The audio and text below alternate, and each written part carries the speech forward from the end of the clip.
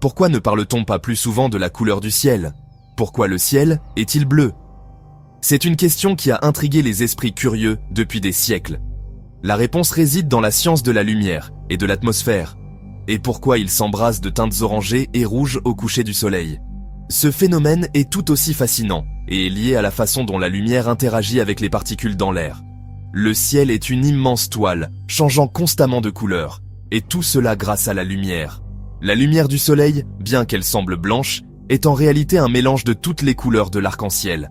La lumière peut sembler simple, mais elle est en réalité composée de toutes les couleurs de l'arc-en-ciel, toutes mélangées. Lorsque cette lumière traverse un prisme, elle se divise en un spectre de couleurs. Imaginez la lumière comme une vague, voyageant à travers l'espace à une vitesse incroyable. Ces vagues de lumière, ou ondes, ont différentes longueurs d'onde, ce qui détermine leur couleur. Lorsque la lumière du soleil atteint la Terre, elle doit traverser notre atmosphère, qui est comme une gigantesque couverture d'air entourant notre planète. Les molécules et les particules dans l'atmosphère diffusent la lumière dans toutes les directions. La lumière bleue, ayant une longueur d'onde plus courte, est diffusée beaucoup plus que les autres couleurs, ce qui rend le ciel bleu pendant la journée. Au coucher du soleil, la lumière doit traverser une plus grande épaisseur de l'atmosphère, dispersant les couleurs bleues et vertes et laissant passer les rouges et oranges. Lorsque la lumière du soleil entre dans l'atmosphère, elle rencontre des particules minuscules comme de la poussière, des gouttelettes d'eau et même des molécules d'air. Ces particules sont si petites qu'elles sont invisibles à l'œil nu, mais elles jouent un rôle crucial dans la façon dont nous percevons la lumière.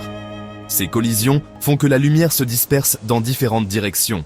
Ce phénomène est ce qui donne au ciel ses couleurs variées et magnifiques. On appelle cela la diffusion de Rayleigh. La diffusion de Rayleigh est particulièrement efficace pour les longueurs d'onde plus courtes de la lumière visible, comme le bleu et le violet. La lumière bleue et violette ont des longueurs d'onde plus courtes, comme des petites vagues dans l'océan. Ces vagues courtes sont plus facilement perturbées par les particules dans l'air. Elles sont plus facilement dispersées par ces minuscules particules que les autres couleurs. C'est cette dispersion accrue qui fait que le ciel apparaît bleu à nos yeux. C'est pourquoi nous voyons un ciel bleu la plupart du temps, parce que la lumière bleue rebondit partout.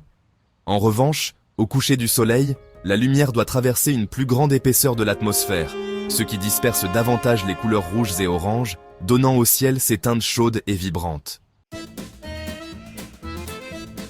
Maintenant, qu'en est-il de ces magnifiques couchers de soleil? Les couchers de soleil sont l'un des spectacles les plus époustouflants que la nature nous offre. Ils marquent la fin de la journée avec une explosion de couleurs qui peut laisser n'importe qui sans voix. Lorsque le soleil commence à se coucher, sa lumière doit traverser une plus grande partie de l'atmosphère terrestre pour nous atteindre. Ce phénomène est dû à la courbure de la Terre et à l'angle sous lequel nous voyons le soleil. Imaginez la lumière du soleil parcourant un chemin plus long, comme traverser un grand champ au lieu d'un sentier étroit. Plus la distance est grande, plus la lumière interagit avec les particules dans l'atmosphère. Comme la lumière du soleil parcourt cette plus grande distance, la lumière bleue et violette a été tellement dispersée qu'elle a presque disparu. C'est ce qu'on appelle la diffusion de Rayleigh, où les couleurs à courte longueur d'onde sont dispersées dans toutes les directions. Cela laisse les couleurs aux longueurs d'onde plus longues, comme l'orange et le rouge, atteindre nos yeux. Ces couleurs plus chaudes ne sont pas aussi facilement dispersées et donc dominent le ciel au coucher du soleil. C'est pourquoi les couchers de soleil ressemblent à des chefs-d'œuvre enflammés. Chaque coucher de soleil est unique, offrant une palette de couleurs qui peut varier d'un jour à l'autre, créant des moments magiques à chaque fois. Pourquoi pas violette? Vous vous demandez peut-être, si la lumière violette se disperse encore plus que la bleue, pourquoi le ciel n'est-il pas violet? C'est une excellente question. Il s'avère que nos yeux sont plus sensibles à la lumière bleue qu'à la lumière violette. Même s'il y a plus de lumière violette dispersée dans le ciel, nos yeux ne la captent pas aussi bien.